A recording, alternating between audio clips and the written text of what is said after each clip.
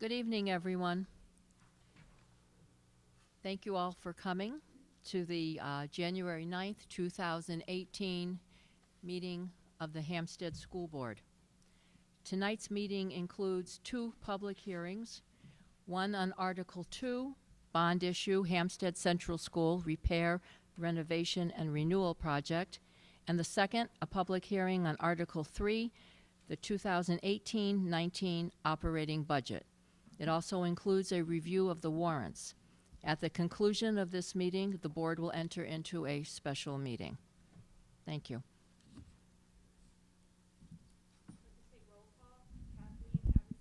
Here.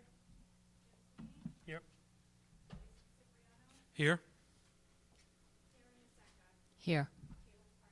Here. Also seated at the board table tonight is Superintendent of Schools, Dr. Earl Metzler, Business Administrator, Jeffrey Dowd, and Assistant Superintendent of Schools, Dr. Roxanne Wilson. And I'd also like to note for the public that all the administrators and directors from the district are here tonight.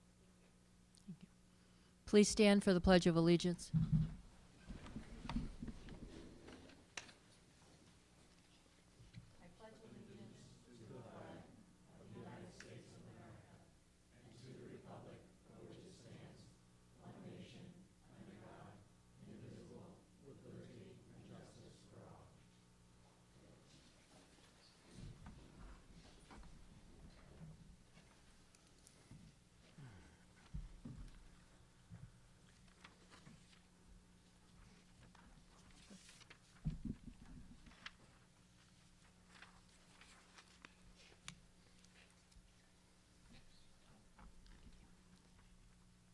You'll see on the screen the district profile. I'd just like to read this into the record. The Hampstead School District is located in Hampstead, New Hampshire, and includes two schools, Hampstead Central School and Hampstead Middle School. Currently, there are 880 students in grades pre-kindergarten through 8th grade. There are 415 students in grades 9 through 12 who are tuitioned to Pinkerton Academy in Derry. Pinkerton Academy is a public academy and the designated school of record for high school students in Hampstead. I'd like to just talk through the district governance. Our district is structured such that the Hampstead School Board, this board, sits atop the district in terms of governance. The superintendent of schools, Dr. Earl Metzler, reports to the school board, as well as his assistant superintendent, Dr. Roxanne Wilson. Also, they are supported by the SAU staff, the building principals, and the district directors, many of whom are here this evening. The building principals are further supported by their building staff, and the district directors, in some cases, have their own staffs as well.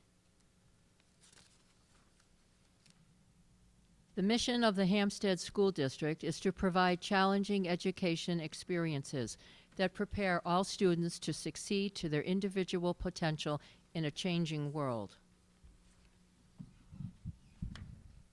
Our school board goals are 1, curriculum and assessment, 2, facility improvements, 3, communications and public relations, and 4, our budget.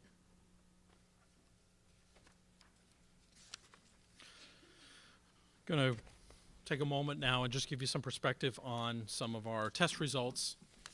A couple of notes as we look at these. Test results are just one method by which the school board evaluates the performance of the school district. It is one of several metrics that we use.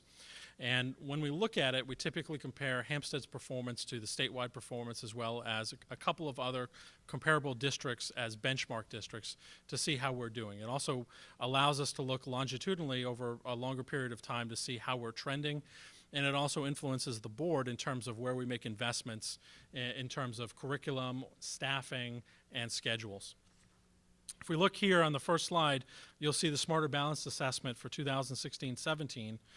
You can see that in terms of the overall district performance, Hampstead well above the state average. In terms of the school performance, you'll see that Hampstead Central School and Hampstead Middle School, broken out separately, are also well above the state average. ELA, for those that don't deal in the schools very frequently, is English Language Arts. So, we'll next take a look at the Smarter Balanced Math Assessment from 2016-2017. And again, in the same sequence that we just had, you'll see the district performance, then the Hampstead Central School performance, followed by the Hampstead Middle School performance. And in all three categories, the Hampstead School District and individual schools performed well above the statewide average. Finally, we'll look at the New England Common Assessment Program Science Assessment, also known as NECAP. Again, presented in our standard format of district, central school, and middle school. And you'll see it once again, Hampstead students continue to perform well above the rest of the state and consistent with the top performing schools in the state. We have the presentation of the warrant, the 2018 school district warrant. To the inhabitants of the school district of the town of Hampstead, New Hampshire, qualified to vote in district affairs. First session of annual meeting, deliberative. You are hereby notified to meet at the Hampstead Middle School, 28 School Street, Hampstead, New Hampshire, on Tuesday, the 6th day of February, 2018, at 7:00 p.m. This session shall consist of explanation, discussion, and debate of warrant articles numbers 2 through 5. Warrant articles may be amended subject to the following limitations. A. Warrant articles whose wording is prescribed by law shall not be amended. B. Warrant articles that are amended shall be placed on the official ballot for a final vote on the main motion as amended. And C. No warrant article shall be amended to eliminate the subject matter of the article. Second session of annual meeting is the voting. Voting on warrant articles number 1 through 5 will be conducted by official ballot to be held in conjunction with town meeting voting to be held on Tuesday, the 13th day of March 2018, at the Hampstead Middle School, 28 School Street, Hampstead, New Hampshire. The polls will be open from 8 a.m. and remain open until 8:00 p.m. So those are the two dates we'd like you to take away tonight, February 6th and March 13th.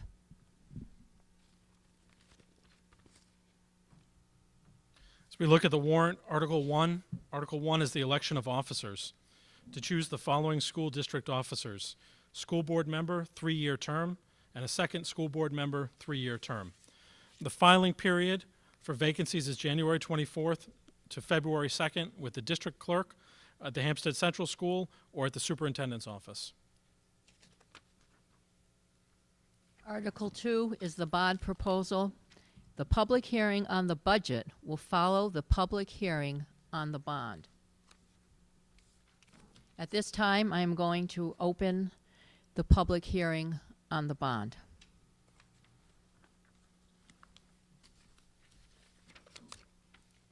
Article 2, bond issue. Hampstead Central School repair, renovation, and renewal project, 20-year bond. Shall the voters of Hampstead School District raise and appropriate the sum of $7,400,000 for the Hampstead Central School repair, renovation, and renewal project, and authorize the issuance of not more than $7,400,000 of bonds or notes in accordance with the provisions of the Municipal Finance Act, RSA 33, and authorize the district to issue and negotiate such bonds or notes and to determine the rate of interest thereon, to apply for, accept, and expend any state or other aid that may be available for said project, and further raise and appropriate an additional sum of $131,851.56 for the first year's interest payment on the bond. 3/5 majority vote is required.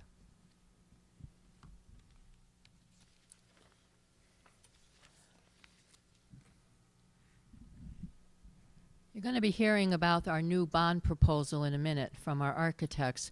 But before we get into that, I want to give you a little history on how we got to this point to help you better understand how we arrived with the proposal that you're going to be presented with in a short while. After last year's election, the board spent a considerable amount of time assessing and evaluating not only the design plan and the election results, but also the overall conditions that exist within Central School. our findings led us in a different direction. The board voted unanimously to scrap the existing design plan, which originated in 2005, and start fresh with a design that captures the needs of a 21st century elementary school, including safety features, appropriate educational space based on program requirements, energy-efficient renovations, and a design that meets all current federal, state, and local building codes and regulations. The Hampstead Central School Construction Committee was then formed and continues to meet twice a month for the purpose of working with all members of the construction team to advance the project known as the Hampstead Central School Repair, Renovate, and Renewal Project. In keeping with starting anew, the theme for this project is Building Hampstead's Future, as it is a structural building that will last for many years into the future, and the children are undeniably Hampstead's future. The board also recognized the added value in working with professionals in the industry. The Hampstead School District hired Trident's Project Advantage Group, whose principals and senior staff are seasoned, highly qualified professionals with postgraduate degrees to be our owner's project manager. That is, to manage the outcome from inception to completion. They oversee the project, working on behalf of and in the best interest of the school district, uncolored by any conflicting interests. They serve as the district's agent and consulting during the pre-planning, programming, design, construction, and commissioning startup of all third-party contracts with the district.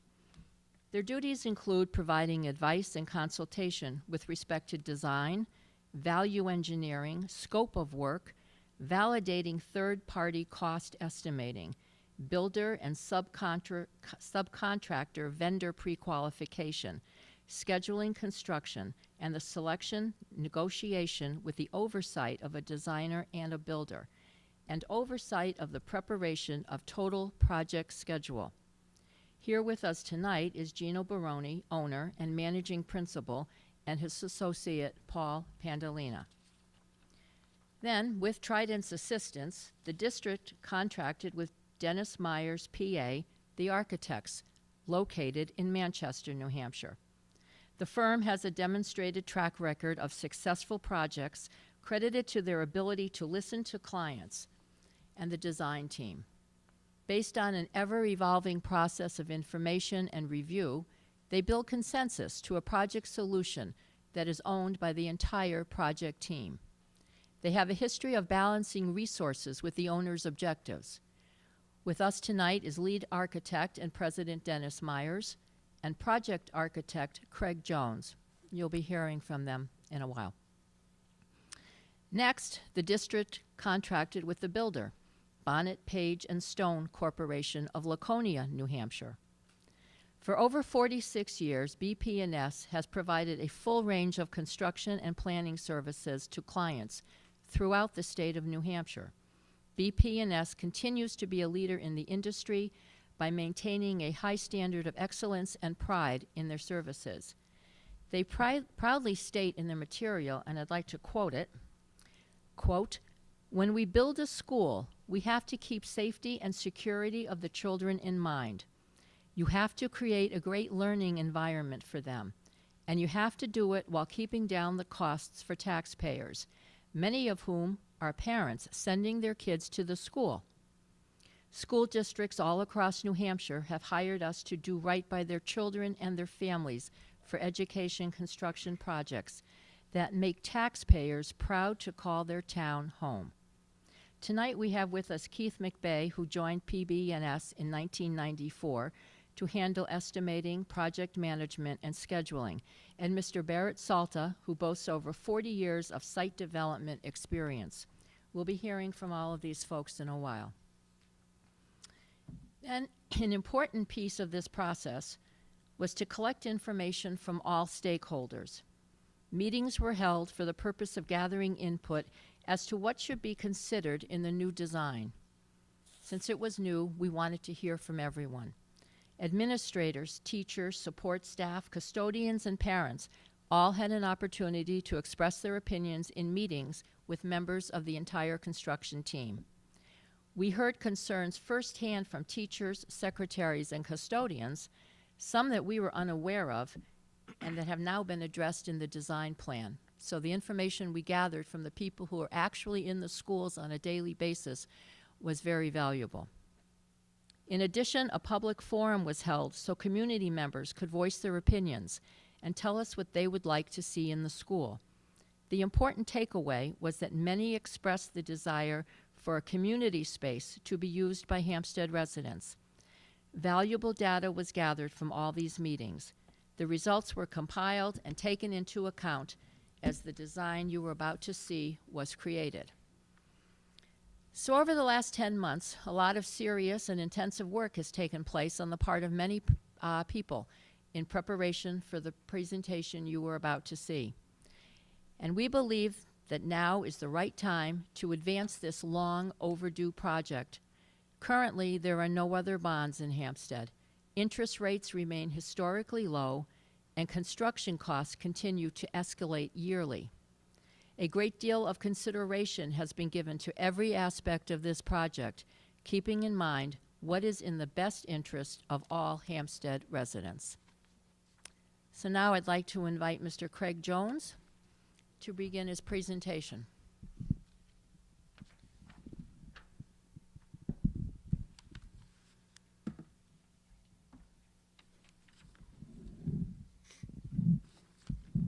I was told to speak right into this, so I'm gonna try. I'll just pick it up. Thank you so much for the opportunity to work here in Hampstead. The committee that has been assembled has been just great to work with, and we've really enjoyed all of the connections and community that we have here. So I'm going to walk you through the process. I want you to understand what we found. You get to see some pictures. It makes it a little bit more real. So what you see on the first slide here is what the front entry of Hampstead Central School looks like, and to the right of that is the image of what could be built. So the process, how did we get here? We started with some old facilities reports. I listed them back to 2010. This earlier process actually started in 2005. So there was a lot of information that had already started. Then we did our own facilities report. That's standard. We bring in our mechanical, electrical, plumbing engineers, and we assess the conditions on the site. Next, we had a community outreach, which brought forth a lot of great ideas and great needs and great desires for the community. We met weekly or bi-weekly with the steering committee, and then this fall we were able to, and into this winter, we were able to finalize the conceptual design. So I'm going to walk you through the way the concerns came up. We categorize these concerns and opportunities. They're not just all bad. There's a lot of great things that can happen, and they fall into these categories. Number one is safety and security. Number two is code upgrades. Number three is building efficiency. And number four was our program items. How we, what was needed, classrooms that were needed, how that all was developed and put together. So on that first point, safety and security. We looked initially at and heard a lot about we want the school to be safe. And usually that means a controlled access. So at the front entrance, currently there's not a person that stands or that is at the front door to greet anybody that visits the school. And it's a concern because all we have are cameras. A person is buzzed in, but they could gain access very easily to the school. Maybe somebody else is walking by and they unintentionally let somebody else in. So it's being able to have access to the school that is in a little bit more controlled. That was one of the first points. Also the internal access to the gymnasium. Again, on safety and security access to the portable classrooms, there's a transition that has to be made across a driveway to even get to the portable classrooms. So it's, you could slip on the ice. There are other more major concerns that where the kids are leaving school.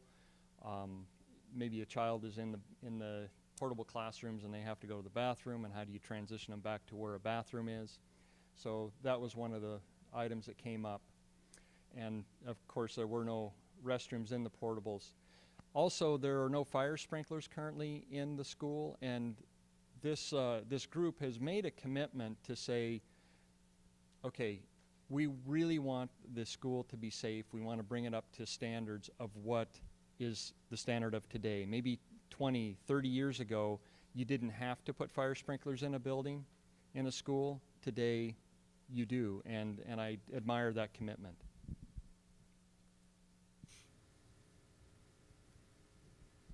On code upgrades, which fire sprinklers kind of blend between those two.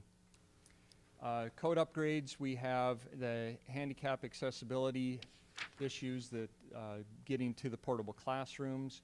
We have some non-compliant handrails in the 40s and 80s wing, and there's also one non-compliant stair in terms of access up and down that. Also for code upgrades, we have more restrooms that are required for the gymnasium, and there are more restrooms that are required for the upper level. As we get more students on the upper level of the school, the restrooms are required, and that's without building any new. That's just where the standards are today. And of course, drinking fountains are another category. There are some known structural issues in the building. This is in the current library. It's a marriage between an 80s wing and a 60s or the 40s wing, and it's been monitored over time. It still continues to move. It's one of the items that needs to be addressed and would be addressed in a bond issue. Also, classroom doors need automatic closers and ratings, because there's a number of locations where there isn't the correct fire separation, which would be covered by fire sprinklers, but if in the current scenario there would be some fire stopping that needs to occur there. Building efficiency, this is our third category. The 60s wing is, it's hard to imagine. You'll see in the next slide that an uninsulated masonry building exists in this climate, both from the hot and the cold, but that's what we have. The roof needs to be replaced. The windows also fall in line with that. They're very energy inefficient. The heating and ventilation needs some upgrades, and fresh air is able to be pulled into the building from cars that are waiting at the drop-off loop. So here's the slide. I had one of the maintenance gentlemen, Christos Koufos. He went over and measured the temperature, surface temperature of the exterior wall from the inside, because we had heard stories about how a teacher would set a glass of water on the windowsill and it would freeze overnight. So we tested the theory during this cold weather, and you probably can't read it on this slide, but this interior surface temperature measures 17 degrees when it was 10 degrees outside.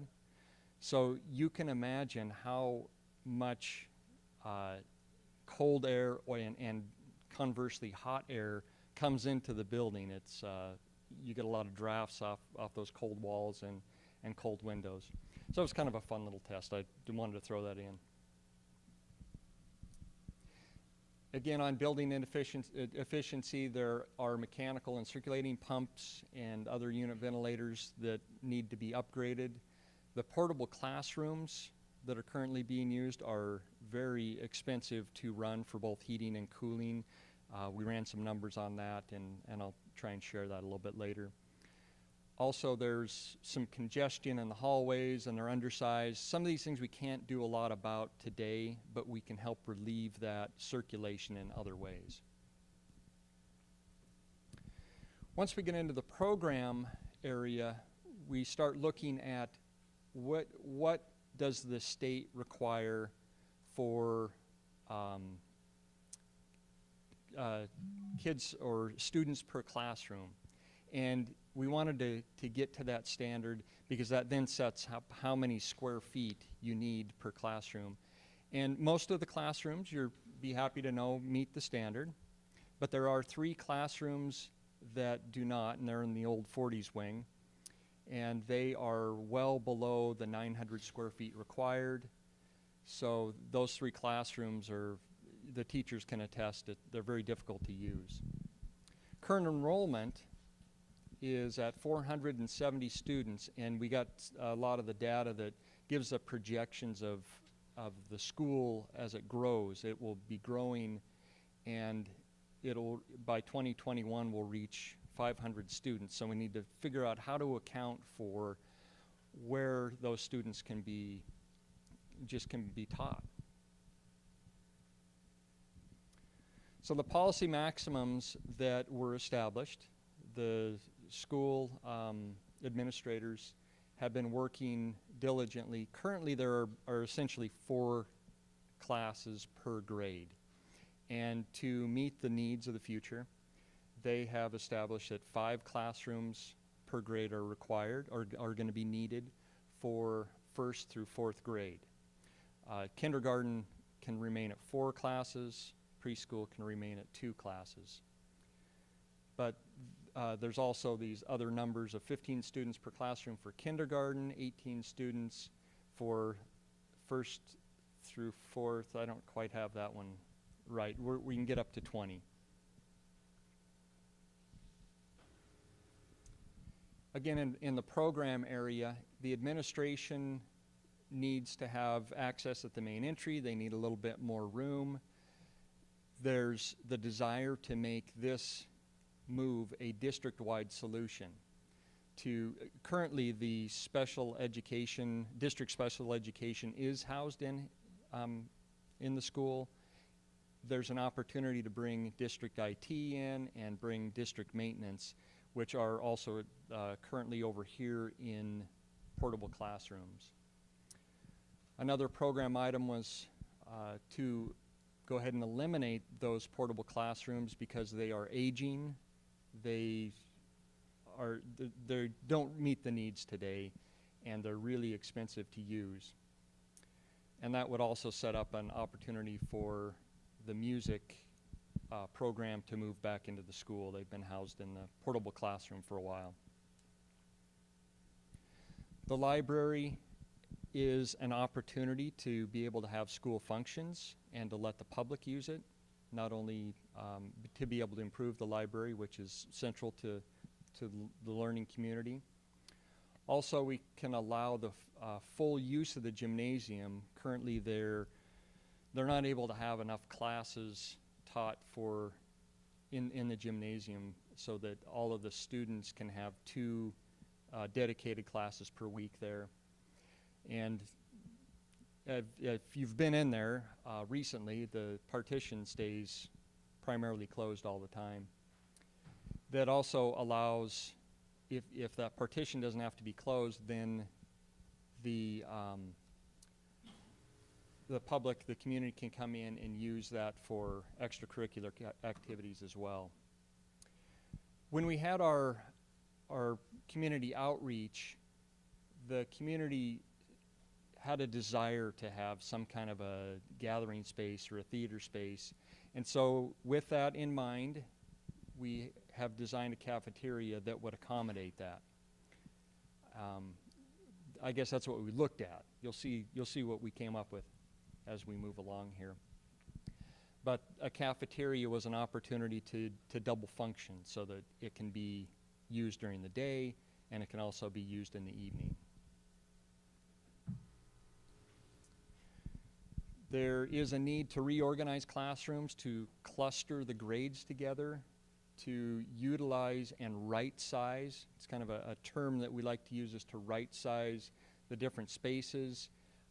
Currently there are some very small instructional spaces being used that historically they were closets, I think, or small storage rooms, and we want to be able to improve that.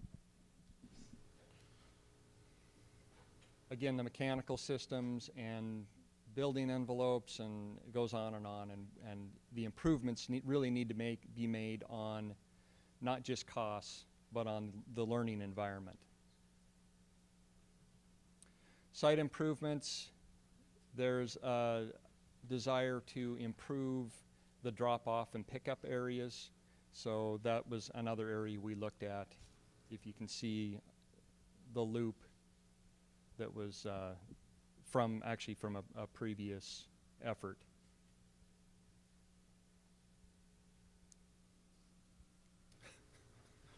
Did I do that? Oh, maybe I hit that button. Let's try. Here we go. All right, we're back on. There you go. We all needed a little relief before we get to the conceptual design.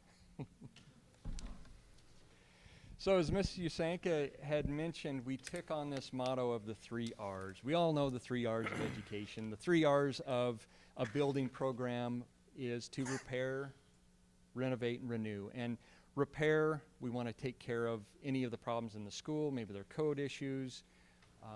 To renovate, that means we can be able to move different program items around the school without building new space, because there's a lot of clustering that can happen that will improve how the school can be used.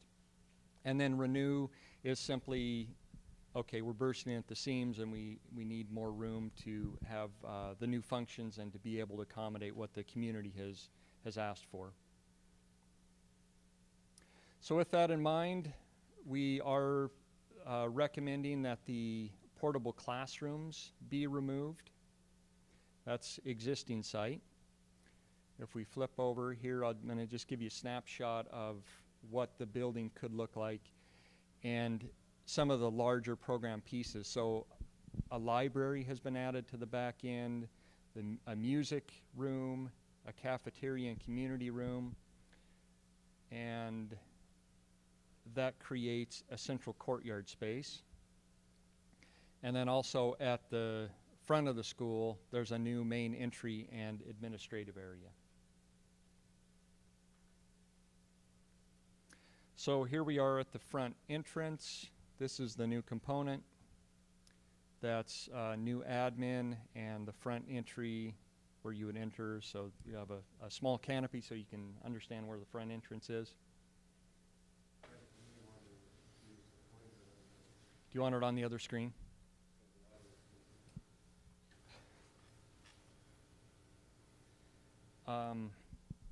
So new cafeteria and community entrance. There was discussion about how does the community actually enter the building after hours. And back in the back of the building we have the new cafeteria, again music room, library, and new classrooms up above it. But the public can either enter the way they currently would, or there's another entrance which is actually great access for the students to be able to get out to the playground, but that's a location that they can get into the school.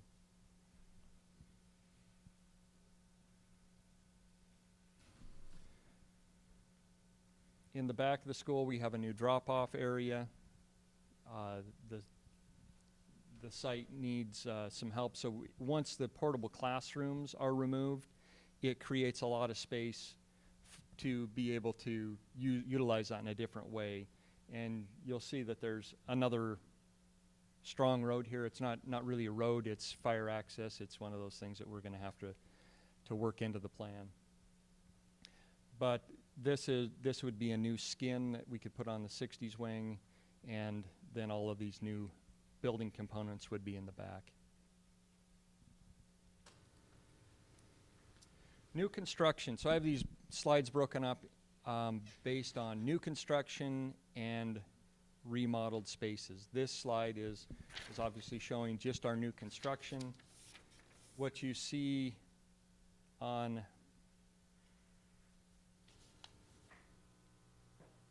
wrong direction. What you see on the main level here is in the back, we've picked up our library space, some additional bathrooms which were required, or restrooms that were required, instead of rebuilding the ones that are close to the front entry or to the gymnasium. We can put another one that works for the new part of the school. We have a music room and we have a cafeteria. Then at the front entry we have the administrative area and a new entrance. And so we've concentrated our efforts in terms of new construction in 2 locations. That just helps out with efficiency in building. By doing this, we've improved the safety of the whole site. We've addressed a lot of the code violations or code implications, and we've been trying to work on hitting the programmatic criteria. And some of those are additional classrooms, the cafeteria, library, accessibility to public, new band and choir room, the circulation, site improvements, new energy efficient designs. So those are some of the items that we found in a new design, or in new building components. As we switch over to the remodeled areas, by the time we shift the classes around, we really don't have to do a lot of work to them, but there would be some areas, the structural repairs would be happening in these 2 locations, and that gives us an opportunity to take what previously was a library space and turn into 2 classrooms. So that's that idea of clustering. So we can get all of the 2nd, 3rd, and 4th grade classrooms on the upper level, and we can have preschool, kindergarten, and 1st grade on the main level.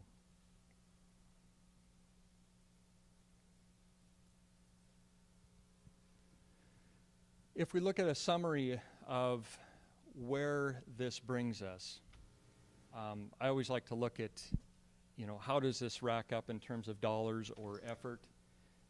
The majority of our effort goes toward learning environments. That's our classrooms. That's directly related to what a school is about.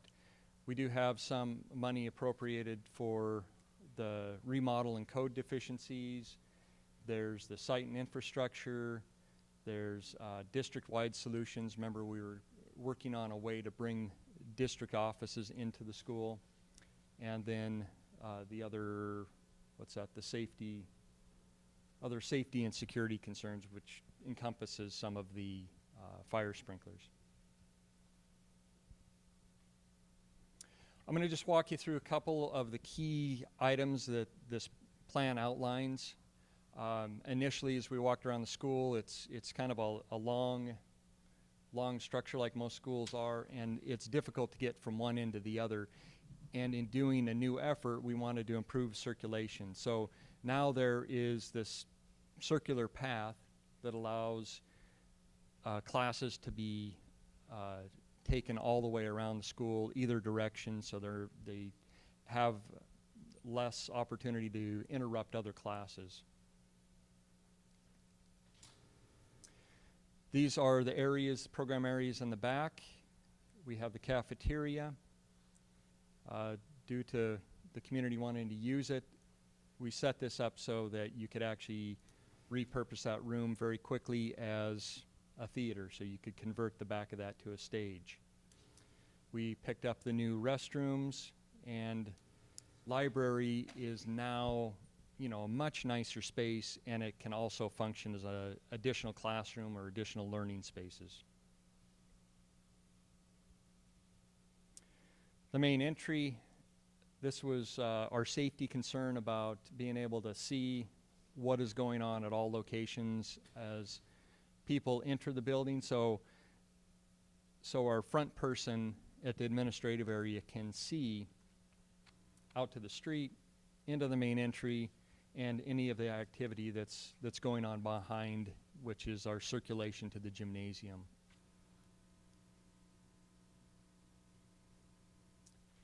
On the other end of the school, this is in the older 40s wing.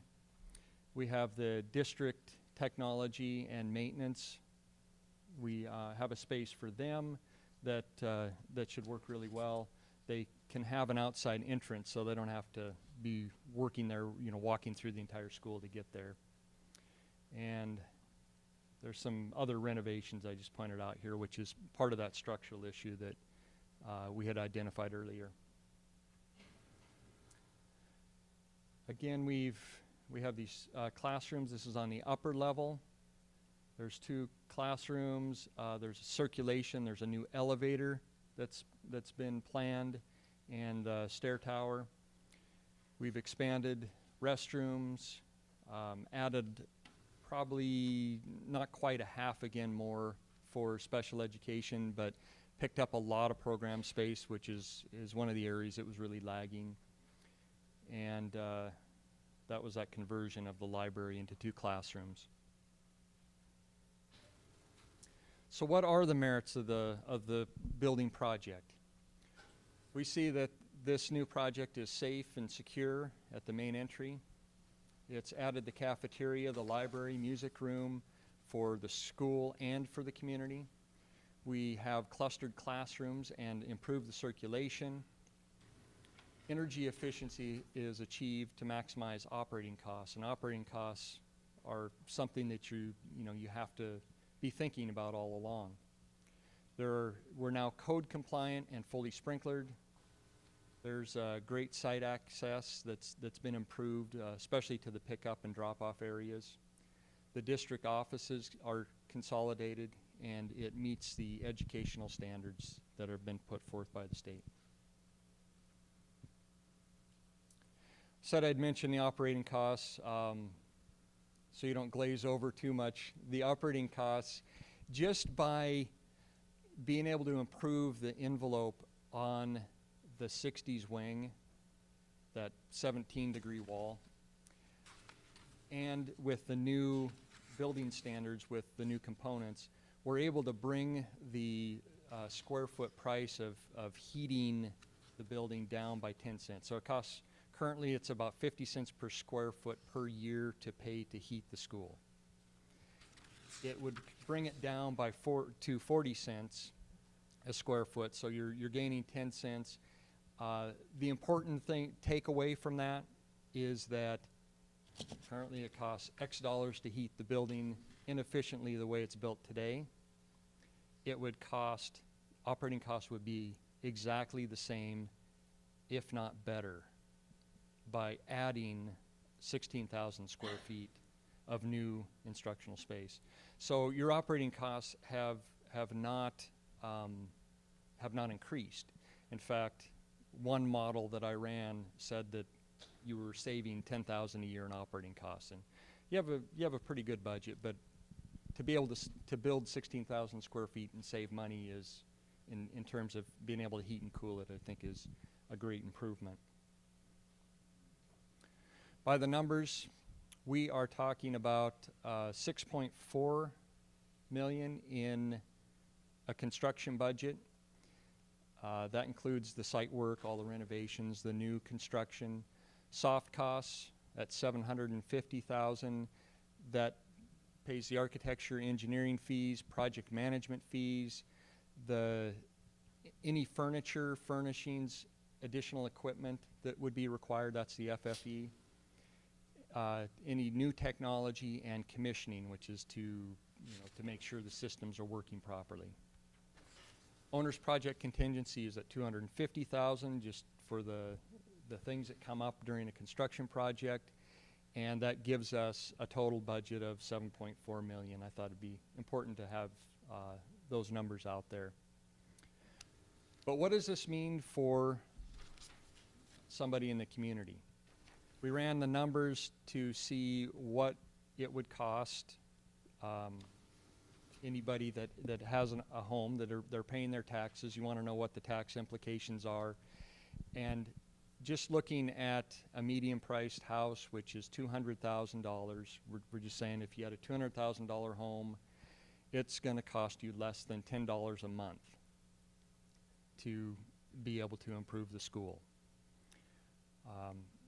We ran some other numbers which looked at $100,000. If you had a $100,000 home or property, it's what is it? $3, basically $4 a month. And if you have a $400,000 home, it ends up averaging out at just over $15 a month to be able to add it to your taxes.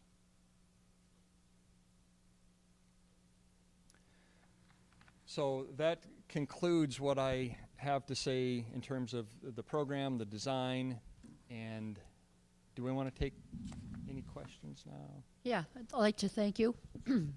Very comprehensive presentation. And at this time, though, I want to open up the floor for any questions or comments that anyone may have.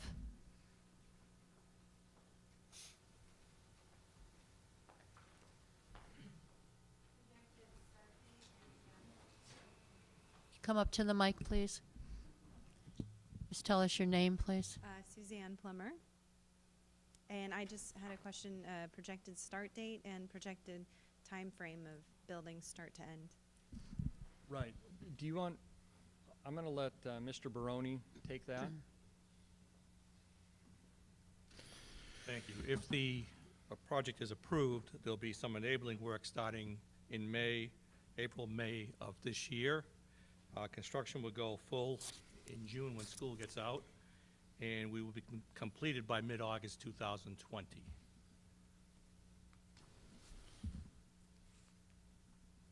Thank you. Any other questions for anyone here on the team, the construction team, Trident, or the architects? No. If not, I have a question because I think it's important. This has never been addressed in previous plans, and it came up at one of our construction committee meetings. And I'm going to ask either Keith or Barry from PB&S to describe to our residents how their children are going to be safeguarded during the process. If this passes and the process begins, speak to us about how you're going to keep our children safe and what you have in place to keep the construction separate from our children. Thank you.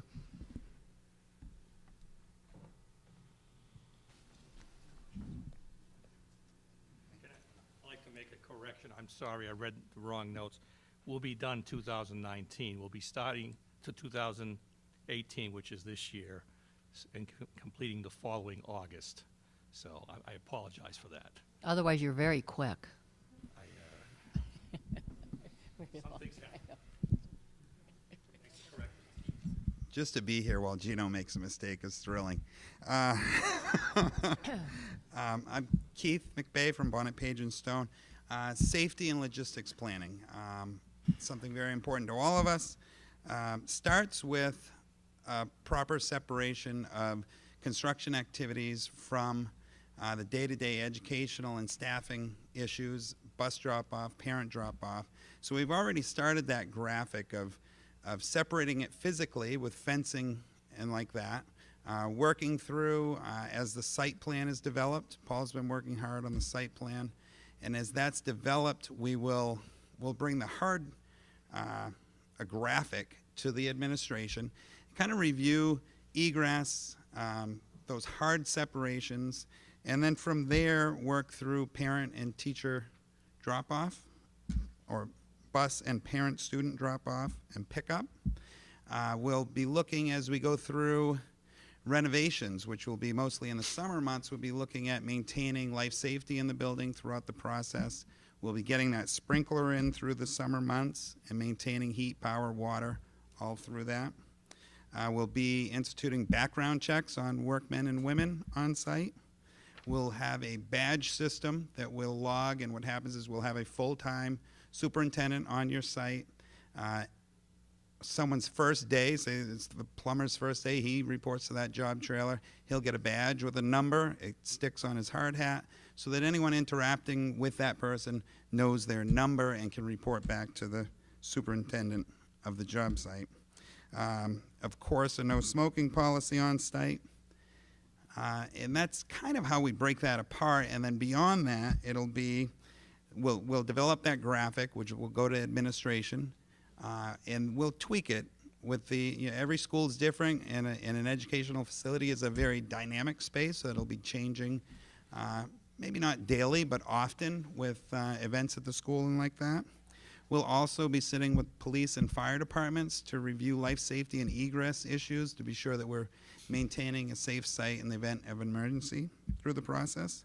And then most importantly, I think, is just staying in constant contact with building administration on site to be sure that we've got a handle on any changes that might be coming up for you folks in the community.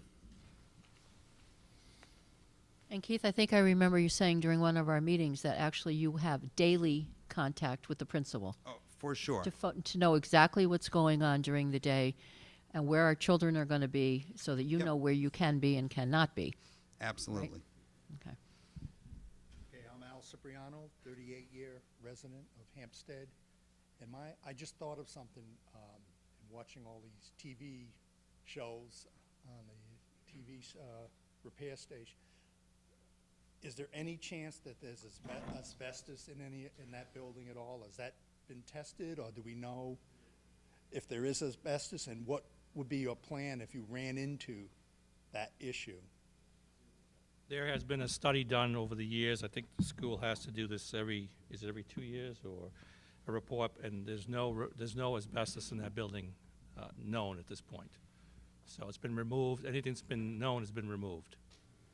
15 years ago, they went through a big piece of it. So principal's saying 15 years ago they went through and decontaminated, for lack of a better term, the whole school. Mr. Guthrie? Thank you, Madam Chairman. Joe Guthrie, Emerson Village. I happen to be a selectman presently and on your up in Concord, making all the rules to make some of these problems exist as your state rep. Is it fair to say, Mr. Jones, that your proposal is not a proposal to fix the problems we have at this level for the next 2 years? It sounds like this is a comprehensive program that puts us into the year 2040, hopefully even 2050. And I think that's an important item for the people in Hampstead, that they know that if this is an investment, not just to repair those things that we're concerned about, certainly are concerned about, particularly the fact that there's no sprinklers. I mean, I can't even conceive what would happen if we ever had a fire, but that's another issue maybe, or it is one of the issues. But is it fair to say that you're bringing us into the year 2040, 2050? I think you stated it very well. Thank you for that. No, that's true. We've talked about schools and hospitals are ones that need to be renovated on average. They pretty much do a full renovation or do a new school and hospital every 40 years. We feel that we do have a 30 to 40 year project, as in there's no reason that this group would have to come back to the community to ask for any more program space. So that's why we addressed all the program space, the circulation, looked at an elevator. There were easy items that we said we could chop that, but it didn't fit the long term. So yeah, that is true. This is a long-term solution. Thank you. You're competing with your phone. The front entrance, the new front entrance, would there be bulletproof glassware in that entrance? Yes, we have some standards that the crew has put forth for us, and I don't know, we have to continue to go through the level of what that is, but there would continue to be the standard surveillance and I don't have those standards, but yeah, it's the level 3 ballistic rating. Thank you. Hi, Al Davis from Hampstead. I just have a question about efficiency. You were talking about earlier in your presentation. Is solar panels part of this efficiency that you're going to add with this? I mean, that is kind of the future. Folks are going with solar panels to cut down on the cost of electricity, so I just wanted to know if that was part of your plan. It isn't currently. No, it isn't. And the reason why? First cost. So Okay. bonds are, we can only get an opportunity to ask for a certain amount of money. Okay. Yes, it would help even more incrementally with operating costs, but it isn't one that we've put in there. Okay. Just show me. Yeah. In our experience, unless you get a outright grant or a donation of the panel, your first cost just makes the payback unrealistic. So unless you have a program that pays for the panel entirely, it doesn't work economically. Even for long term? It takes, So you're talking it maybe 40 takes 20 or 30 years, Yeah.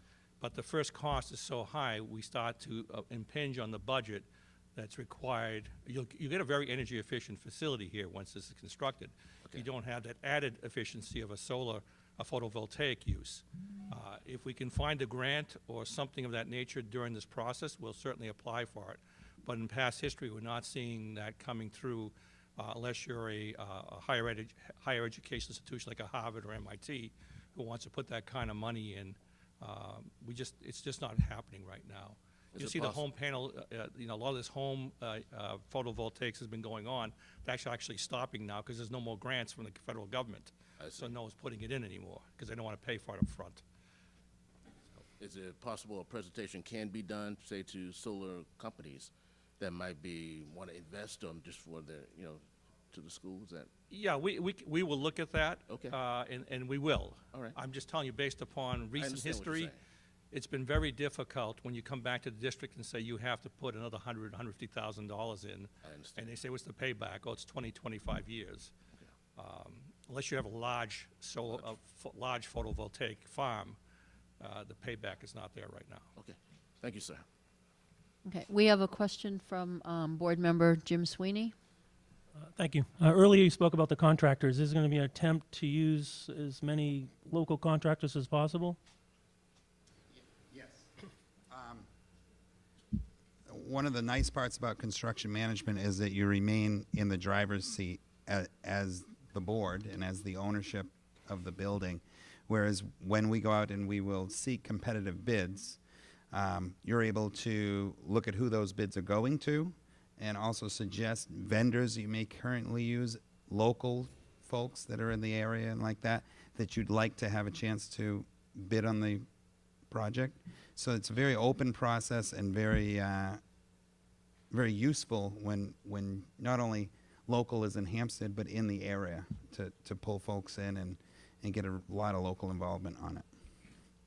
This is a good part to just bring out that we do plan to have. I was just going to say that, Okay, go Karen. ahead. So one of the things that we have done successfully on other projects is to have a subcontractor vendor evening where we invite all local subcontractors and vendors who are interested in providing their qualifications and experience to meet with us and to provide their qualifications of Bonnet, Page and Stone, so we can ask them when the appropriate time is to bid on the project.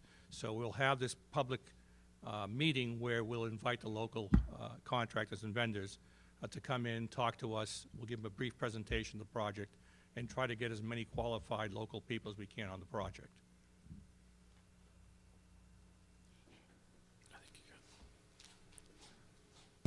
After him. Don Blaska Senior. I just want to piggyback off of that last question on the solar panels, but I wasn't talking about thinking about electricity. Sanborn High School, which was built about 12 or 13 years ago, put a series of solar heating panels on the side of the building, and we have a great southern exposure to this building. I understand from the principal of that school that they have saved quite a bit of money on heating. So I was kind of curious if you've looked into that. I think that was done with a grant, but I'm not sure from where. Right. And we do start looking at those programs as we get into this phase. We haven't. I think it's obviously close to a lot of people in the community, and it's something we can look at. Yeah.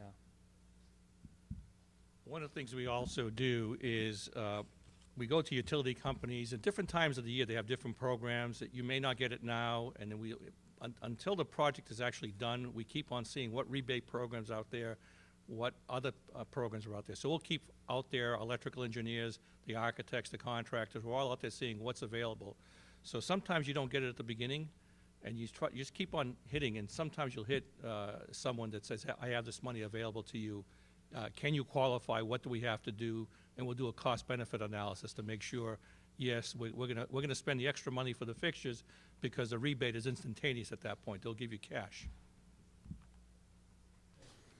Mr. Cipriano has a question. Actually, I was just going to make a comment or two. First, to Mr.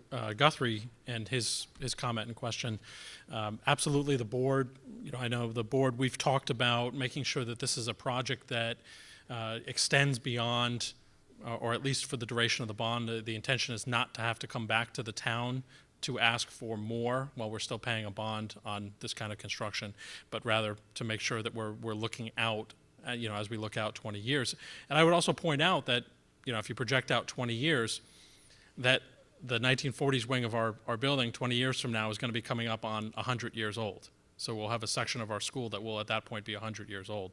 And obviously we can discuss that, at a later date, but this was done with an eye towards making sure that we are looking beyond just the immediate need to what's the long-term need of the school. I'd also point out, because the question comes up in the community, and rightfully so, it has been raised by a number of folks about, we continue to bring forth this bond and we continue to talk about it. The board has time and again made clear that, we think it's absolutely critical. This is an absolutely critical need for our schools, not just to address the safety and security aspects, which are obvious and hopefully are obvious to everybody who watches the presentation and listens to what's being talked about. I mean, sprinklers in an elementary school should be obvious to anyone. But beyond that, we talk a lot about educational quality and service delivery and making sure that we have high educational quality. Well, the consequence of the structure as we have it today and the use of portables and our bringing in the classes from the portables this school year is that we're really running out of space. We really have been running out of space for some time now. You heard about the special education using what used to be closets and repurposed closets. Obviously, that's a suboptimal solution for us, and it's not one that's sustainable in the long term. We really need to get this bond in place. We really need to get this construction done. This is not a case of something we want. This is a case of something we absolutely need. There's an absolute need from a safety and security perspective, but also from an educational quality perspective. Thank you, Madam Chair. You're welcome. Are there any other comments or questions in the room?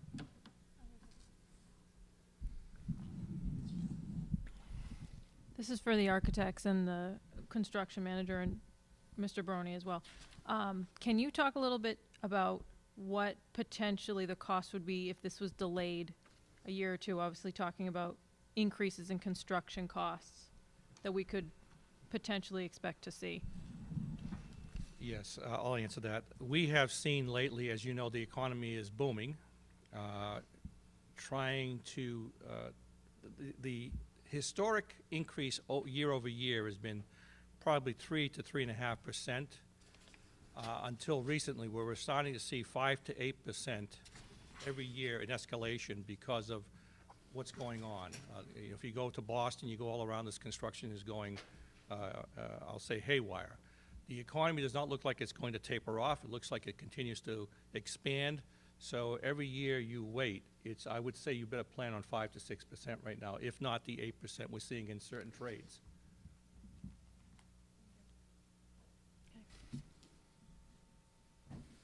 Any other questions, comments, board members or the public? Yep. Mrs. Cipriano? Carol Cipriano, resident of Hampstead for 38 years, just like my husband. My children grew up here. What are the consequences of not doing this again. We've been putting it off and putting it off. We know that the trailers are end of life.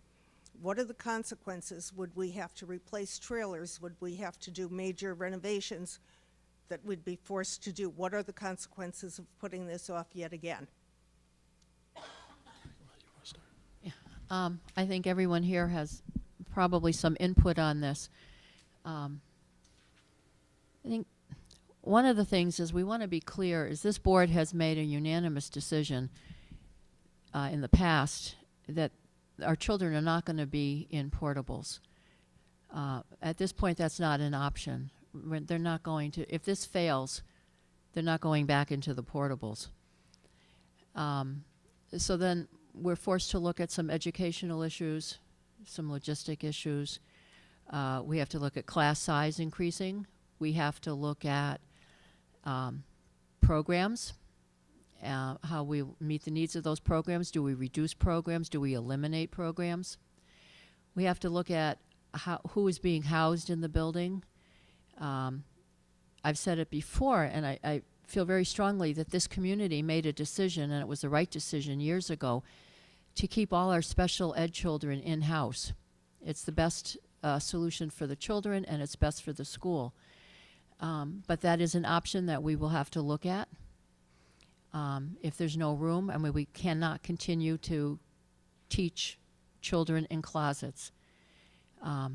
If there is no room, we will have to look at other means or outsourcing our special ed programs. It's not something we want to do, but we also know that realistically we have to do what's best for the entire school population. So we are very serious about having to get this passed. We're all working very hard. We've looked at everything we possibly can to keep costs down and yet meet our needs. And I think the most important thing here too is that this is something that will meet our needs for the next 30, 40 years. We will not be coming back to you asking for something else for Central School. Obviously, regular yearly maintenance will be kept up, but we're not going to come back with any major requests for construction. Mr. Guthrie? Thank you, Joe Guthrie again. That just reminded me, I know we spoke a little bit earlier about that special ed program. And I don't think people in Hampstead, maybe outside of the people that are in this room, have any concept of what the savings are because you're doing this in-house, and what the impact, money-wise, will be on the budget if you, in fact, have to farm these special ed children. I wonder if anybody on the staff or anybody can give some kind of a conception of what that impact would be. Yeah. Sure. I'll just make a couple of comments here. So, first and foremost, obviously we can't comment on any specific student, any one student in their situation, and those that, and the board, deals with, from a funding standpoint, deals with the special education in terms of making sure that we have the funding in place to support the programs that are needed to provide the adequate education for these children. We have seen in the past, I can go off historic numbers, but we have seen in the past that depending on the services that are required, you could talk about a single student anywhere, it could be easily in the hundreds of thousands of dollars. When you take into account the tuition costs, when you take into account transportation costs, and then you take into account other services that are required. And, we've talked about this as a board, aside from our legal obligation to provide education and adequate education for these students, we really have a moral obligation to provide quality education for all of our students, regardless of what program they happen to be in. So, Mr. Guthrie, you bring up an excellent point, and it's one the board has discussed on several occasions, because one of the risks here is that we get into a situation where we can no longer provide an adequate level of service for some of these students, and as a result, students and families who might want their child to be educated in the district have no choice but to take their students out of the district because we failed to provide the adequate space and adequate services for those children. So there's a very real cost. The chair recognizes Mr. Pandolino from Trident.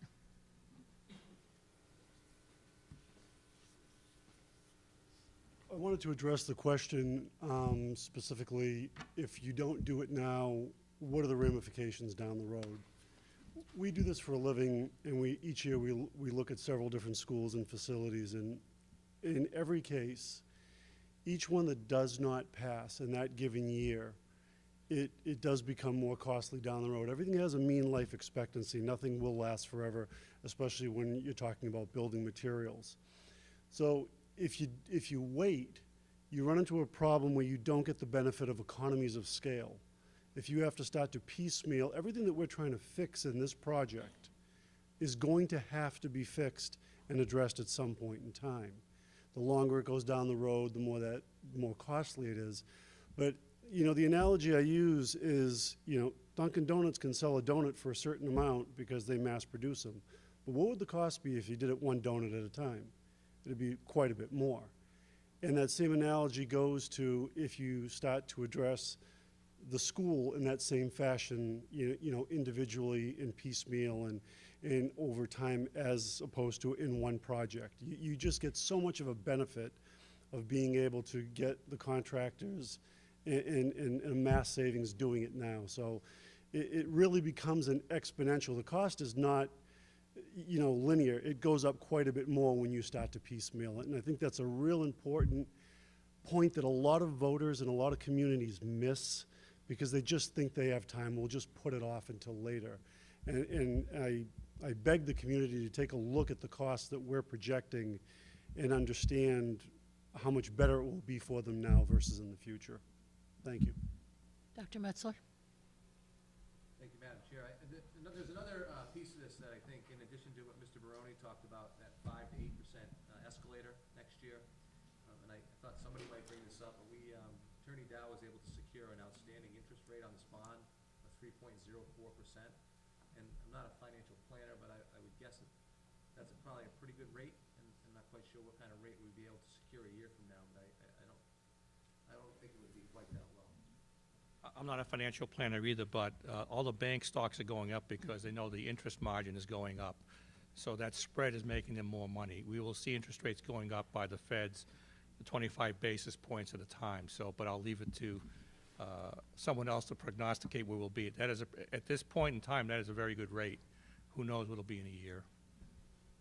Dr. Wilson? I would also just like to add to Mr. Dunphy's question regarding special education. You know, by not doing this, we are right now having special ed services on the stage. We have occupational therapy being conducted in a place where we normally would not put it.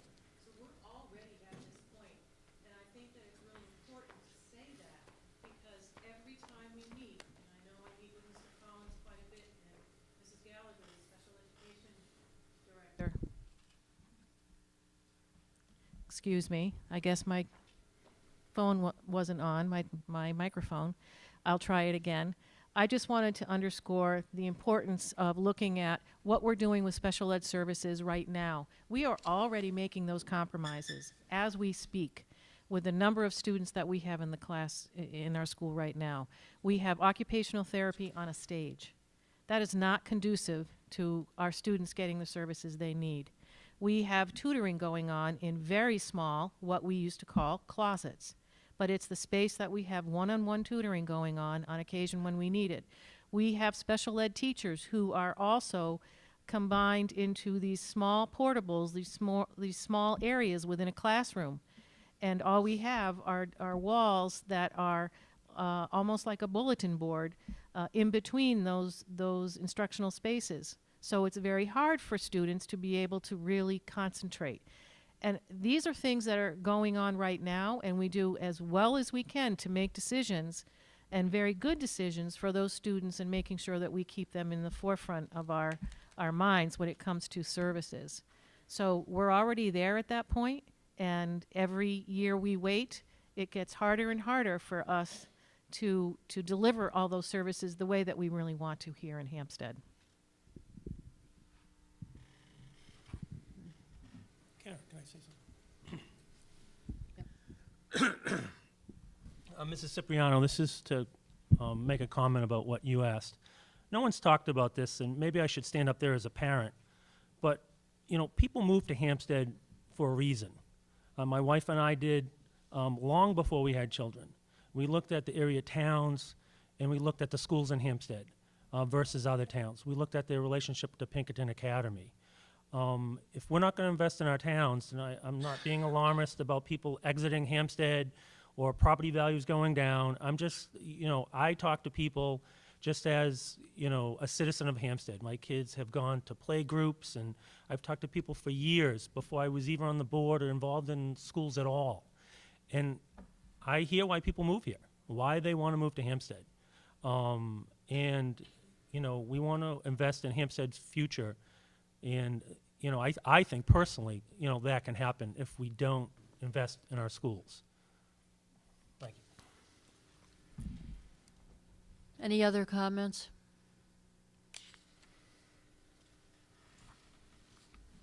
No, seeing none, I'd like to thank everyone who participated in this portion of the meeting.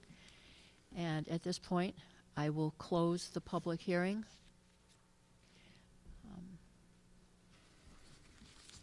I'm going to give our guests an opportunity to pack up and be on their way if they like, if they don't want to, so they don't have to stay for the budget portion.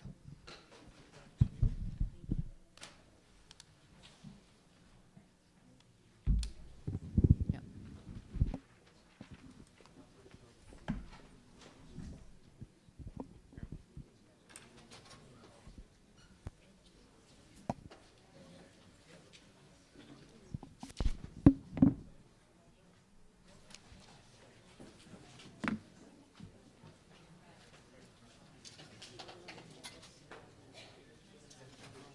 Thank you.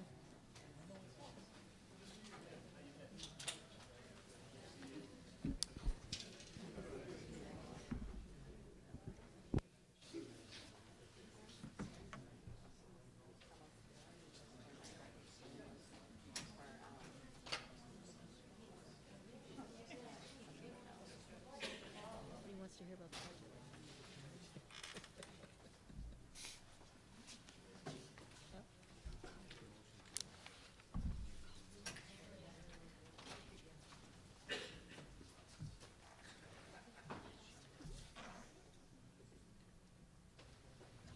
Okay, well, that cleared the room.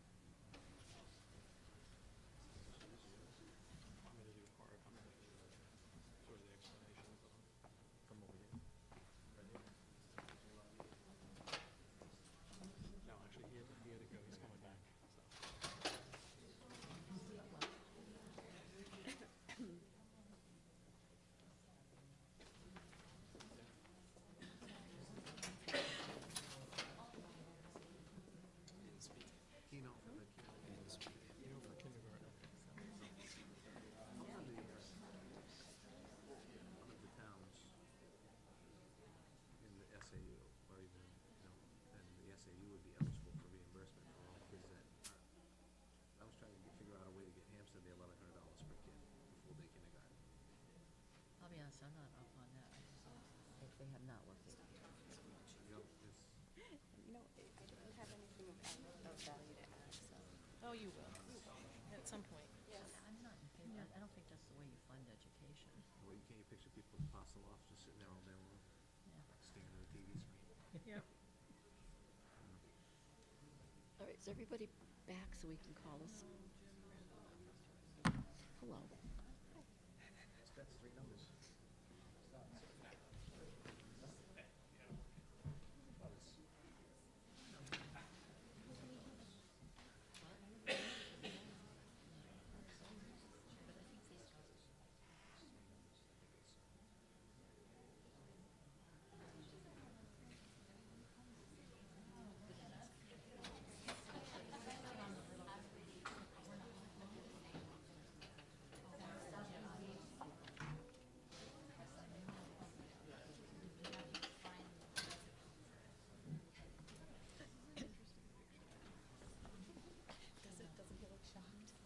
Jason's here.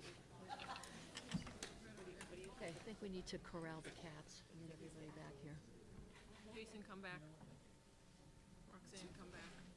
No, unless it's licensed. It's okay.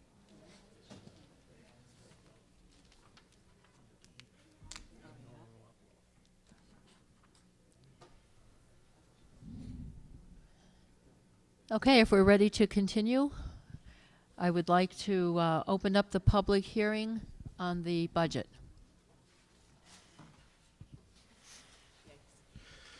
Okay, good evening. Article 3, the operating budget.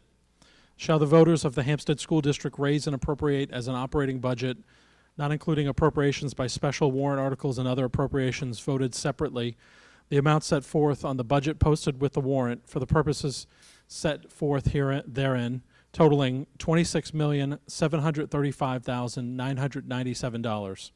Should this article be defeated, the operating budget shall be $26,724,114, which is the same as last year, with certain adjustments required by previous action of the Hampstead School District or by law.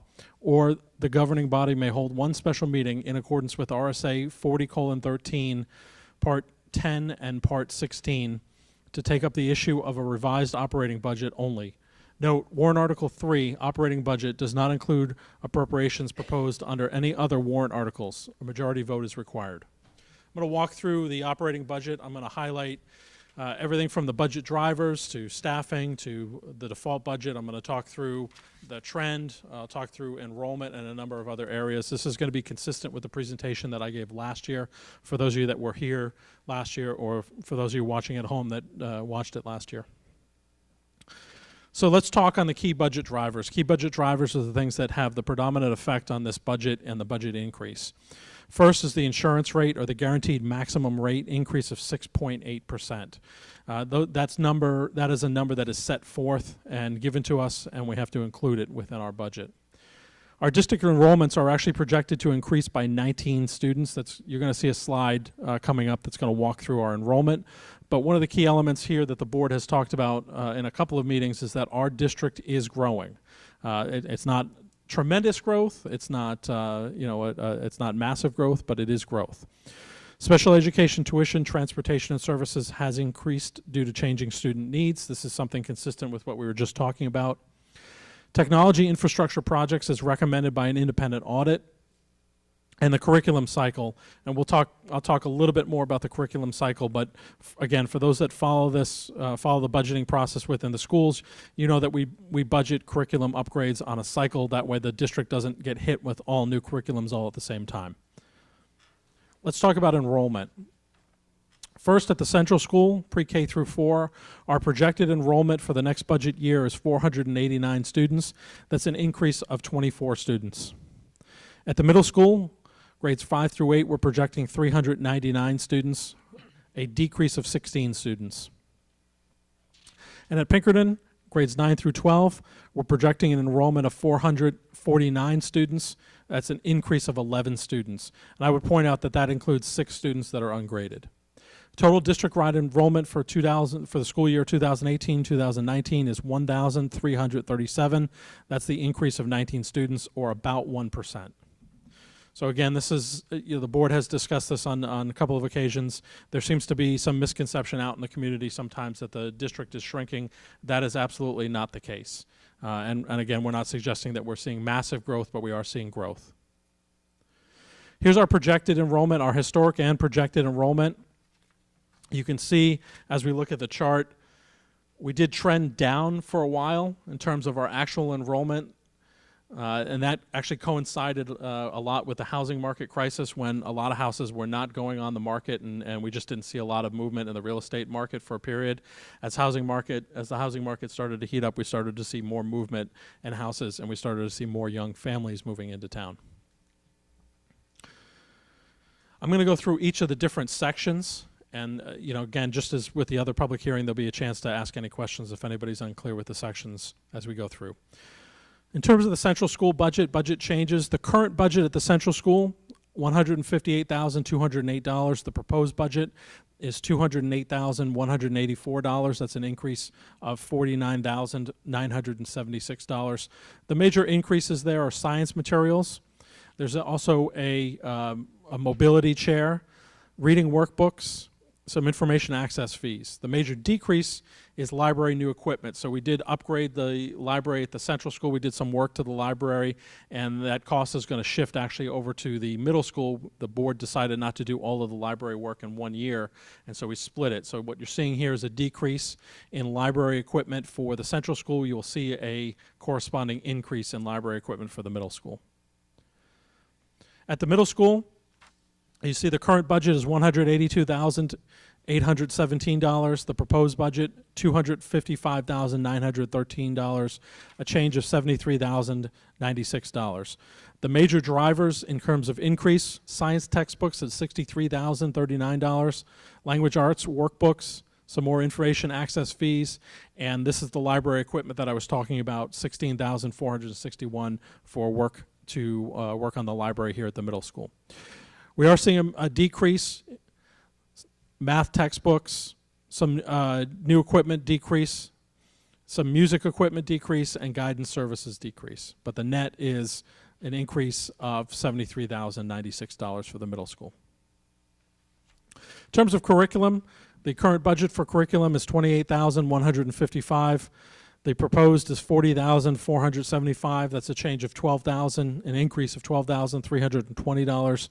The major driver of that is has to do with workshops, professional development, professional improvement workshops at $11,400. That accounts for almost the entire change. Some additional investments in professional development books and some curriculum development work. In terms of technology, our current budget on technology is $261,440. The proposed budget is $353,195.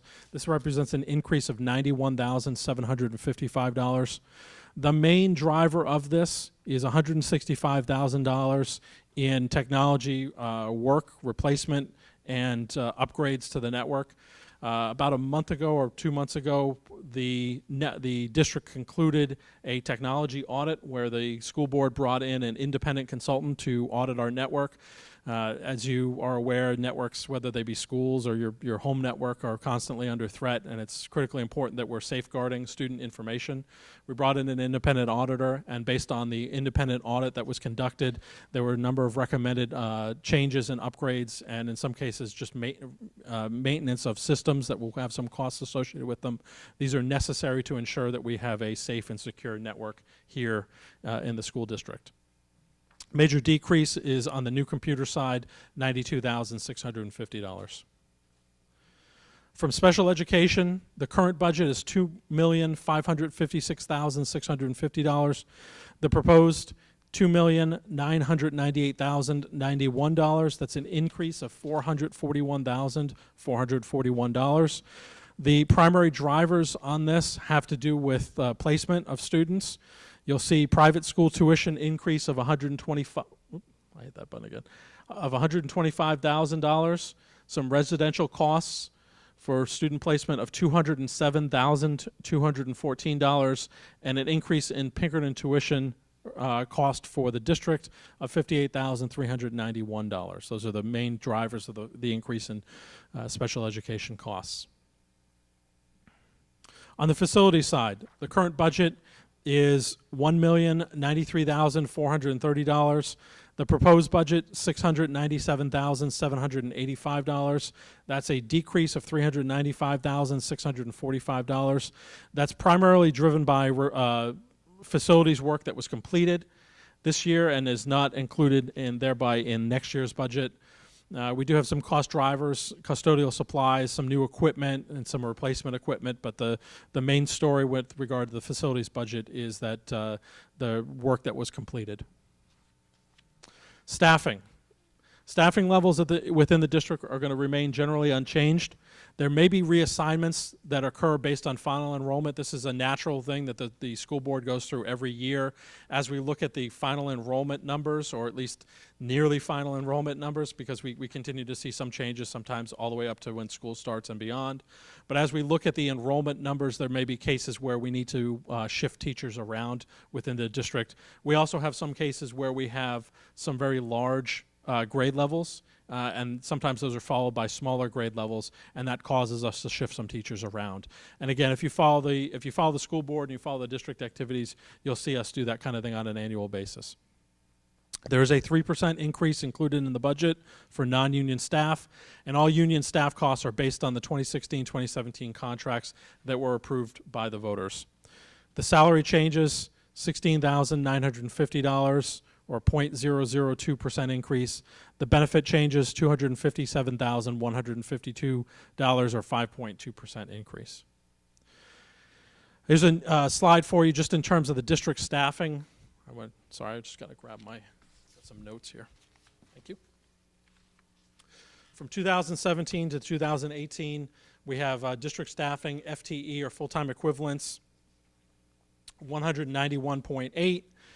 2018 to 2019, that changes to 189.4. There are no staffing increases that are being requested in 2018. The budget shows a staffing decrease, 2.4 FTE reduction. Those decisions are made in the spring. So we also did add some extra days to make some part-time staff, full-time staff. We moved some positions around to better fit the educational needs within the district. So that really occurs within this, and they all add up to that total FTE number. We also like to point out here that we do have and we're very grateful for this, we do have a highly qualified staff within the Hampstead School District. 86% of our staff have a master's degree or above. Our overall budget proposal. The overall budget proposal, $26,735,997. That's a $590,874 increase, or 2.26 year-over-year, 2.26% year-over-year increase. I'm going to go into a little bit of detail about the budget distribution and about the annual budget increases to give you a little bit more insight into how the budgeting process has gone leading up to this point.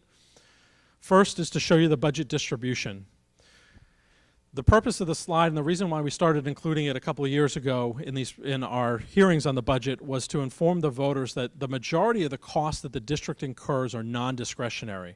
For example, salaries. The salaries are set in the union contracts that the voters of the town approved. Those salaries are set, and there's not adjustments that then can be made because they're agreed to within the union contract. The same goes for benefits. The benefit structures are all part of the union contracts that are negotiated. Moreover, there are some additional costs that are, generally speaking, non-negotiable costs, things like tuition to Pinkerton Academy. The Hampstead School Board does not determine the tuition costs for Pinkerton Academy. Pinkerton sets their tuition costs, and then Hampstead pays based on the enrollment that we have at Pinkerton. So there are costs that are associated with our budget. In fact, the majority of the costs that are associated with our budget are non-discretionary costs. I also want to highlight in terms of how the budget has grown, how the budget has changed, not always grown, but changed over time. So what we added this year is a slide just to show you the budget percent year-over-year changes as we look through the different fiscal years for the last 10 years. And the significance of the slide is probably the key takeaway that I would ask that the voters and the public take away from the slide is actually the average. If you look at the average over the last 10 years, the Hampstead School District trends at about 1.84%. In any given year over the last 10 years, we've averaged about 1.84% increase. That number is significant in a couple of regards. One of the things that we hear from the residents is that we have a number of residents in our town that are on a fixed income. And the fixed income is typically Social Security, and there may be some other benefits associated with that. But many residents ask us to be mindful of their fixed income as we put together and construct our budget. I bring that up because the Social Security increase, or cost of living increase this year for 2018, was set at 2% by the federal government.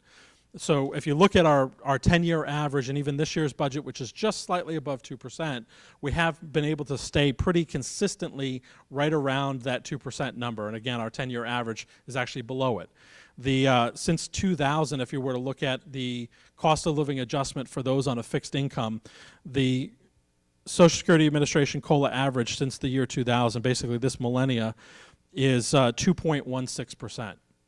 So 2.16% is what the average person on a fixed income would see increase in their benefits in any given year.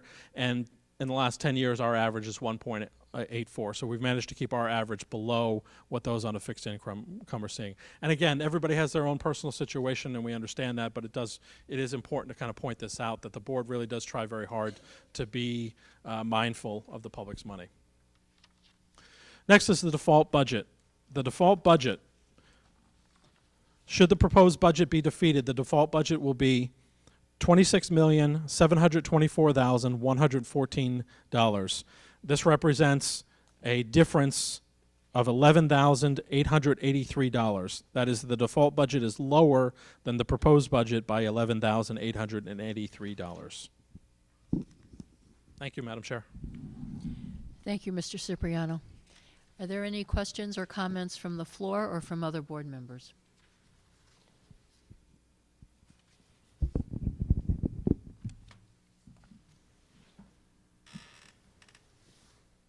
No? All right. Seeing none, I will close the public hearing on the budget at this time.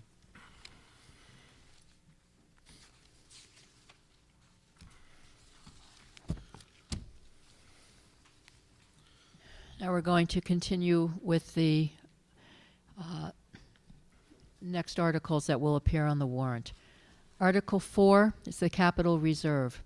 Shall the voters of the Hampstead School District raise and appropriate up to $125,000 to be placed in the school renovation, reconstruction, and capital improvement capital reserve fund established in 2006, with such amount to be transferred from the June 30th, 2018 unreserved fund balance surplus in excess of $150,000. Majority vote is required. Note, the first $150,000 of surplus will be returned to the taxpayers. The next $125,000 of the surplus will be placed in the Capital Reserve Fund. Any additional surplus will be returned to the taxpayers. The funds from this article come from the 2017-18 school budget surplus, not from additional taxes. Article 5, accept reports. Shall the Hampstead School District accept reports of agents, auditors, and committees as written in the 2016 annual report? Majority vote is required. Just like to point out that the next meeting that we would like to see everyone at is the deliberative session. It will start at 7:00 p.m. on Tuesday, February 6th, 2018, here in the Hampstead Middle School.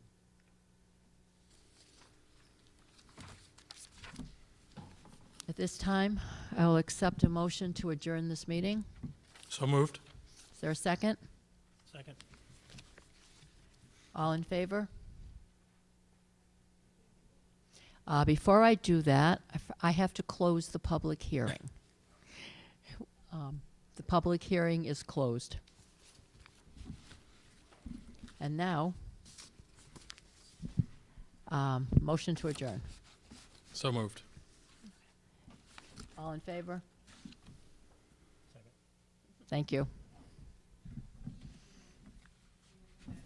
I know.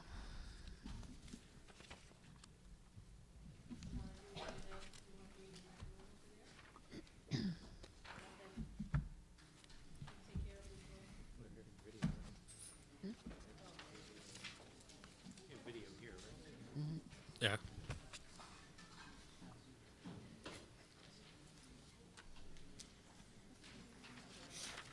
Yeah.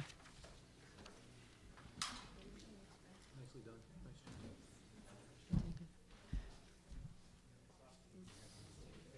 Public hearings.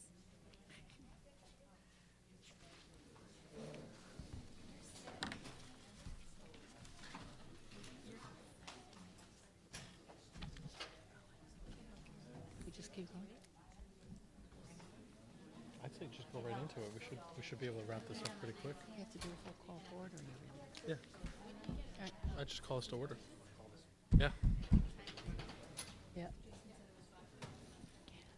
All right, we are now going to call the special meeting to order. Melissa, would you please call the roll? Yes, please.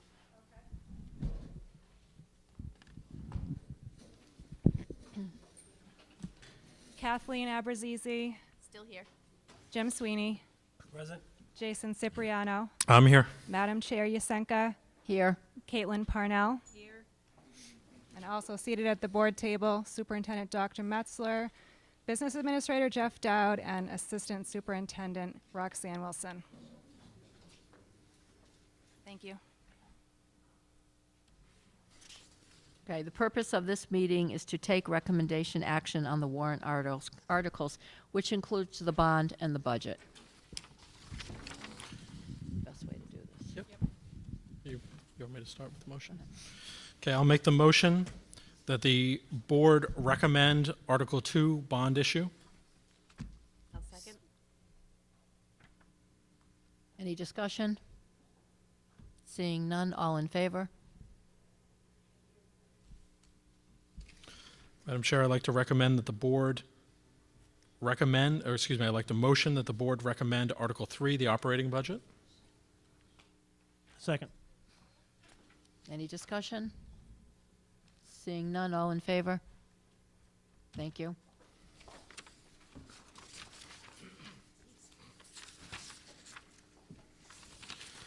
Madam Chair, I'd like to move that the board recommend Article 4, the capital reserve fund. Second.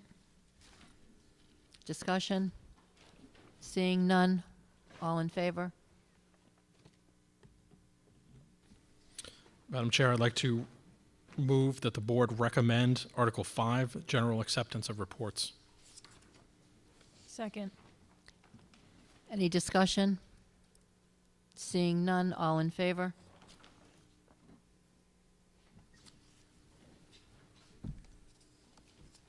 Thank you.